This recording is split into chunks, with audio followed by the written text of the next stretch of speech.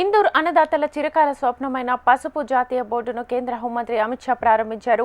ఈ కార్యక్రమంలో కేంద్ర మంత్రులు కిషన్ రెడ్డి, బండి సంజయ్, తెలంగాణ మంత్రులు తుమ్మల నాగేశ్వరరావు, సీతక్క, ఎంపీ ధర్మపురి అరవింద్, పసుపు బోర్డు చైర్మన్ పల్లె గంగాధర్ హాజరయ్యారు. 2019 ఎన్నికల సందర్భంగా పసుపు బోర్డు ఏర్పాటుపై ప్రధాని మోదీ హామీ ఇచ్చారని, ఆ మేరకు బోర్డును ఏర్పాటు చేశామని అన్నారు అమిత్ షా. రైతుల ఆదాయాన్ని రెట్టింపు చేసేందుకు కేంద్రం పనిచేస్తోందని వెల్లడించారు. నిజామాబాద్కి పసుపు బోర్డు రావడంలో స్థానిక ఎంపీ ధర్మపురి అరవింద్ పాత్ర కీలకమని తెలంగాణ మంత్రి తుమ్మల నాగేశ్వరరావు తెలిపారు. కేంద్ర సహకారంతో తెలంగాణను మరింత అభివృద్ధి చేస్తామని స్పష్టం చేశారు. 2023 के चुनाव के दौरान मोदी जी ने यहाँ पर तेलंगाना में हल्दी बोर्ड की घोषणा की थी। अक्टूबर 23 में इसकी अधिसूचना जारी की, 25 में इसको शुरू किया और आज 29 जून 2025 को इसका टेम्पररी हेडक्वार्टर भी हमने चालू करने का काम कर दिया है।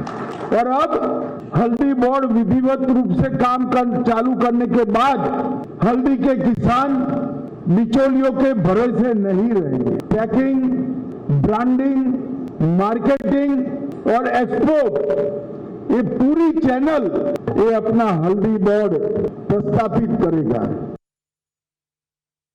బోర్డు వల్ల మన పసుపు రైతులకి భవిష్యత్తు ఉంటుందని, మనం పండించేటటువంటి పంటకి గిట్టుబాటు ధర వస్తుందని, అదేవిధంగా ఇతర దేశాలకి ఎక్స్పోర్ట్ చేసే అవకాశాలు వస్తాయని, అదేవిధంగా మోడర్న్ మెకనైజేషన్ తోటి రైతులకి సులువైనటువంటి వ్యవసాయ పద్ధతులు నేర్చుకోవచ్చని, రీసెర్చ్ సెంటర్లు ఇక్కడే ఉంటాయని, తర్వాత మార్కెటింగ్ కి సంబంధించి బోర్డు అనుసంధానం చేస్తూ రైతులకి ట్రేడర్స్ కి మధ్యన వారధిలాగా ఉండి ఎంత పండిస్తే డిమాండ్ ఉంటుందో అంతటికే పరిమితం చేసి పసుపు రైతు నష్టపోకుండా ఉండేదానికి ఈ పసుపు బోర్డు యొక్క కార్యక్రమాల్లో ప్రధానంగా భావించాలి అని చెప్పి బోర్డు అధ్యక్షులకి, రేపు నియమించబడేటటువంటి పూర్తి స్థాయి బోర్డు సభ్యులకు కూడా విజ్ఞప్తి చేస్తూ, అమిత్ షా గారి యొక్క, మోడీ గారి యొక్క సహకారంతో పసుపు రైతులే కాదు తెలంగాణ రైతాంగానికి కావలసినటువంటి అన్ని సహాయ సహకారాలని కేంద్ర ప్రభుత్వం మేము అడిగిందే తడుగా కొన్ని సహకారాలు అందిస్తుంది.